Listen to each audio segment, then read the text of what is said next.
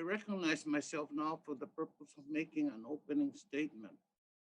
Today, we meet to examine the impact of the COVID-19 pandemic on school communities and discuss strategies for safely reopening classrooms and addressing educational disparities. It has been just over a year since the pandemic forced schools to abruptly switch to online platforms, disrupting the education of more than 55 million students and upending our communities. Unfortunately, the consequences of this transition have extended beyond lost in-person instructions. School closures have restricted students' access to nutritious school meals and social and emotional learning opportunities. And schools are less likely to identify cases of child abuse and neglect while classrooms are closed.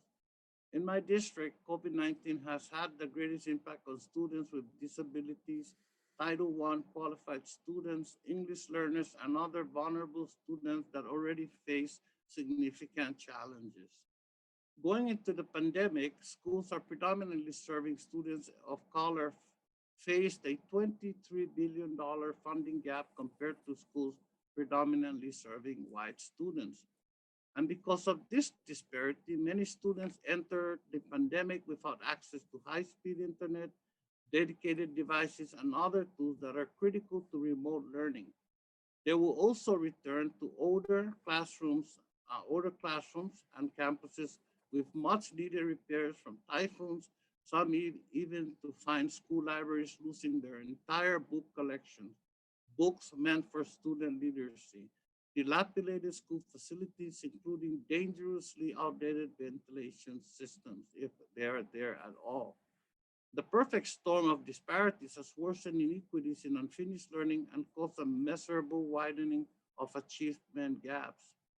Research indicates Black and Latino students were 3 to 5 months behind in learning at the beginning of this school year. By the end of the school year, they could be 6 to 12 months behind compared to 4 to 8 months for white students. GAO reporting found that school districts struggled to provide education and services for students with disabilities and English learners. Further, a new survey by the National Assessment of Educational Progress, or NAEP, found that more than half of all Black, Latino, and Asian fourth graders learned in a fully remote environment. Another survey showed that only about a quarter of Pacific Islanders receive full-time in-person instruction. In comparison, 25% of white students learn fully remotely, and nearly half of white students receive full-time in-person instructions. Students with disabilities have also disproportionately suffered from this pandemic in the wake of the Trump administration's failed COVID-19 response. Without adequate guidance from the department, schools struggled to maintain the special education services that students with disabilities needed to access quality education in a remote learning environment.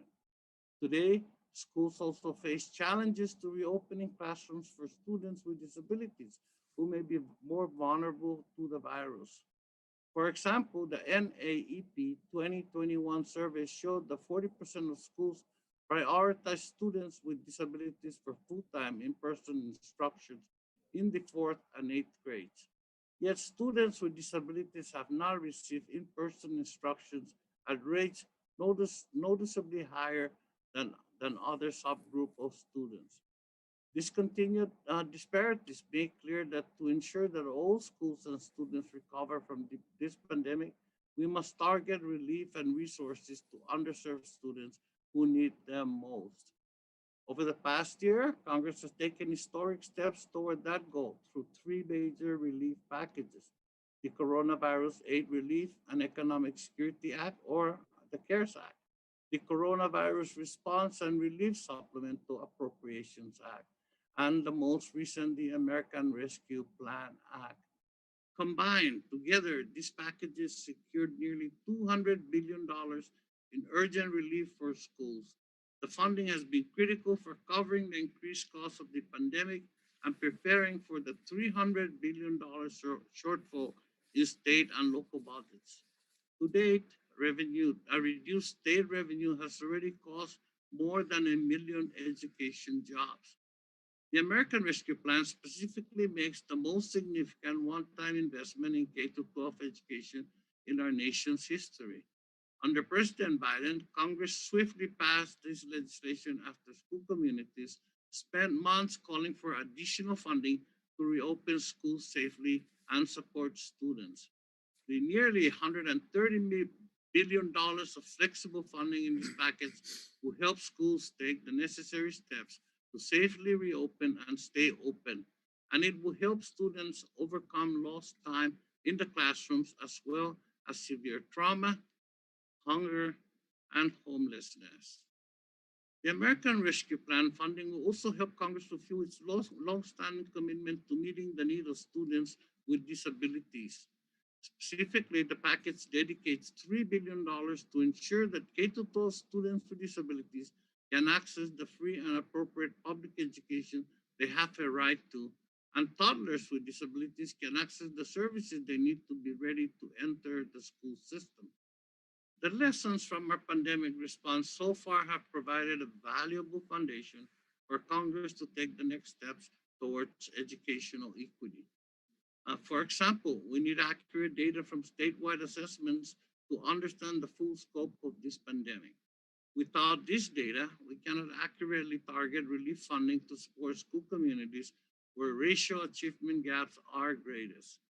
We must also make a systemic reforms to our K-12 education system to fully address educational disparities. And this includes repairing crumbling school infrastructure, confronting the growing resegregation of public schools, and making other long-term investments to address educational disparities. Today, we will discuss the work we still have ahead to close persistent achievement gaps and ensure a recovery from this pandemic where every student succeeds. I want to thank our witnesses again for being with us, and I now yield to the ranking member